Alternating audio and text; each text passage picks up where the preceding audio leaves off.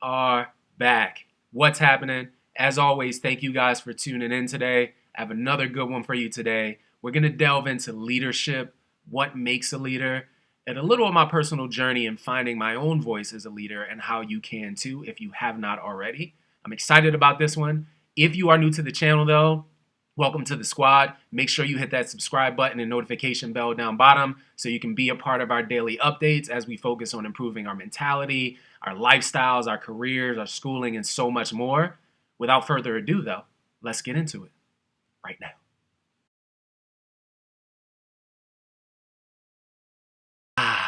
Leadership. We all need it. And despite the fact that you may think that you're an independent-minded person, it's something that we honestly all deep down, I know I did, we all yearn for it. And I believe it personally helps you find your voice sooner than you otherwise would have. But we all want strong leaders in our lives, right? It probably started when you were younger with your parents. Maybe if you started working, it was a boss or a manager, just someone that had that type of influence on you that was just naturally gifted at getting you motivated to do whatever the subject matter may be, whatever the task needed that they need to be handled. There are just a few examples that I'm going to give you guys just to get to this point. On my personal journey to become a leader, I had trouble personally dealing with people who tried to lead without asking for my involvement, or who just took over and didn't care about like my opinions when I was younger. These are normally the types of people that they're control freaks, right? They're the ones that say to themselves, no one can do it better than I can. No one's going to do it like me, so I'll just do it myself. And I always look more towards the leaders that led while involving the group, right? Leaders that understood and took your comments and your feedback into consideration. As the person following you always wants to feel like, hey, like I'm being involved in this. That always makes you feel better. So if someone wasn't leading me that way and didn't value my opinion, it made me feel that as a leader, they just want you to feel beneath them, right? And personally, I don't feel like this is an effective way to lead because you make people feel isolated and more of a nuisance when they come to you with ideas or different things that they want to suggest. Then you make them feel like a partner, right? They don't feel like a partner anymore. I always took highly to leadership styles that were more empowering, right? More hear you out type. Where, okay, maybe my opinion doesn't really matter. In the back of their mind, they're saying to themselves, you know what, I don't really care what they tell me. But he or she made me feel like it did, right? They let me air out my frustrations or my grievances and my input on what I felt like would be best for the situation. And ultimately, they decided what they wanted to do. But I was cool with it because they involved me in the first place. So, in my opinion, a true leader means you value the people you lead. It means you're a great motivator. When you see something different about someone in their actions, right? They came into work, they were a little upset. They're working in your group. They don't seem like they're as focused. You aren't afraid to ask if they're okay and listen to them if they need counsel. Sometimes people don't necessarily need you to actually give them advice on anything. Sometimes you just have to be a great listener. And to me, being a leader means you have high expectations as well as being a great leader. It means that you see the end game and you want your entire team to win, right? But you also want them to visualize the same thing you do. For them to appreciate the grind of the process as much as you do. Being a leader to me is more than just like your status, more than, hey, I'm leading this group. Hey, I'm the manager. Hey, I'm the captain. It's a way you empower and trust the people that you lead. Even through their mistakes. You give them a second chance, a third chance, a fourth chance if you believe in them. Even though their problems tell you that they are having an issue, you have to help them figure it out. That's what true leaders do. To me, being a leader goes beyond work or assignments or relationship or a political viewpoint. It means you bring people together. You rally them to see a vision.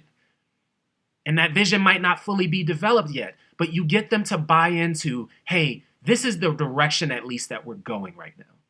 That to me at its core is a true leader. The people, their situations, their lives mean more to you than that assignment does or a check does. The person means more to you than anything that happens with the outcome because as a leader, you know they're going to be as successful as I lead them to be. Now on a personal level, as a leader now, I know my weaknesses. I was never great at technology, and I'm still not today. I'm not the best with, the most creative ideas when someone says, oh, hey, come up with an idea. I'm not the best with that, right? To make a design or do a project. I'm not the best salesperson in the world. I told you guys that I do recruiting. I'm not the best recruiter in the world. I'm not the greatest at product innovation. But I acknowledge those weaknesses and I find ways to get better at it. On the flip side, I also know what I'm great at. I'm an incredible listener. I'm great at understanding and motivating people, especially if it's a team. I'm great at simplifying a problem down for someone who may not understand the intricacies of what's going on right now and getting them to buy into the bigger picture.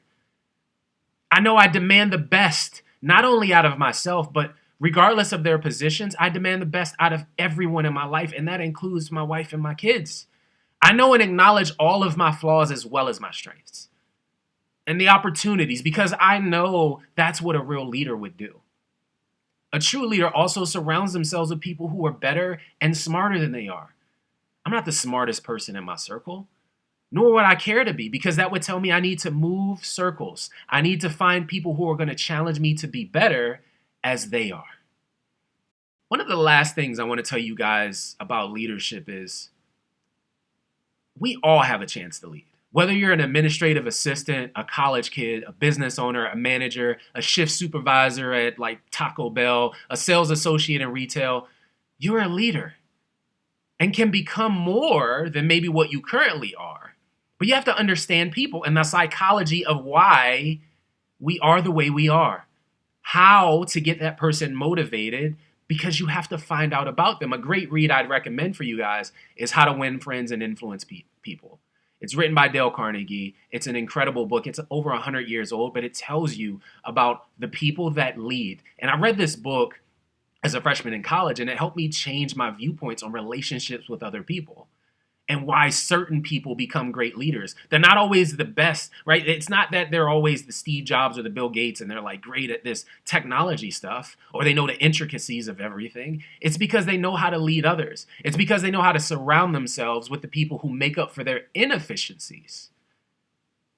All of you can be a leader that you were born to be, but you have to let go of your insecurities.